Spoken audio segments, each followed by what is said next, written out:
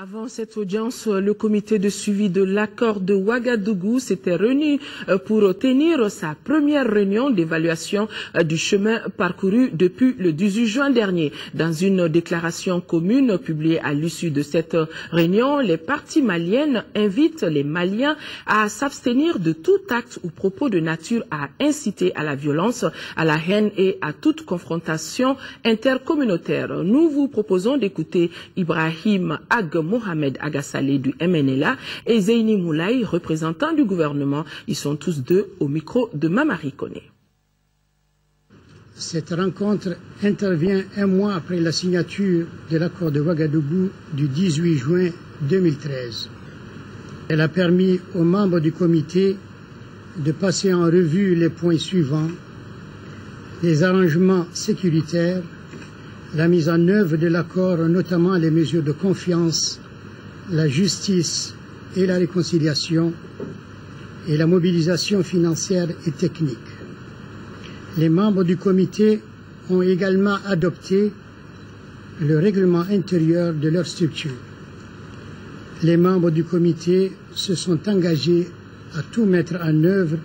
pour continuer à créer un environnement propice à la tenue de l'élection présidentielle, à l'ouverture des pourparlers de paix et à prendre des dispositions appropriées pour apporter des réponses concrètes aux attentes des populations sur le plan humanitaire,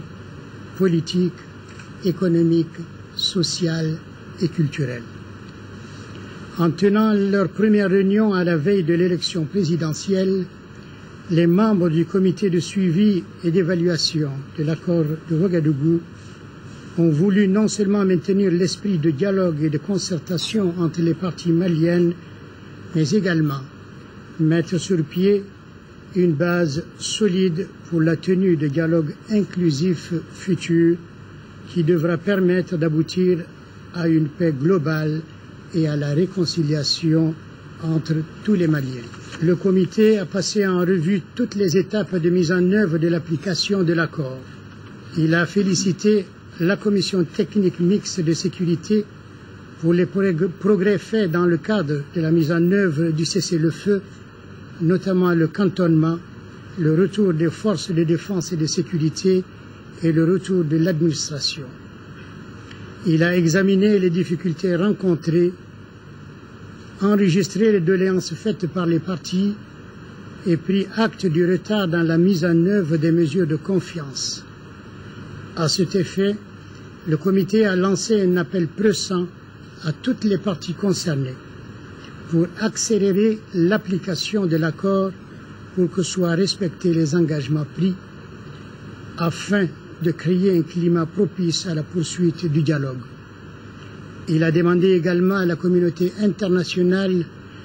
d'apporter une assistance financière nécessaire à la réalisation harmonieuse des dispositions de l'accord préliminaire.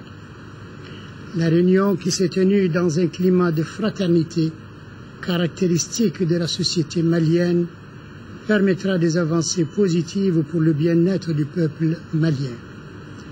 Le comité a souhaité que ce climat continue, notamment à travers des contacts directs entre les parties pour favoriser l'entente et l'opérationnalisation de l'accord global de paix. Considérant le contexte politique actuel caractérisé à la fois par l'organisation des élections et la normalisation progressive de la situation sécuritaire dans le pays,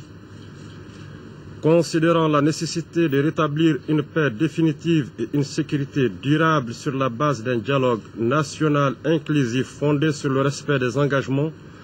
pris dans l'accord préliminaire à l'élection présidentielle et au pourparlers inclusif de paix au Mali, les parties maliennes signataires et adhérentes à l'accord préliminaire, à savoir le gouvernement de transition du Mali, le mouvement national pour la libération de l'Azawad,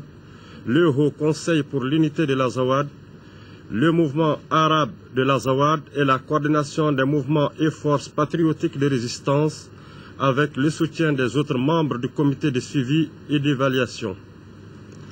lance un appel à toutes les populations maliennes à l'apaisement et à la retenue.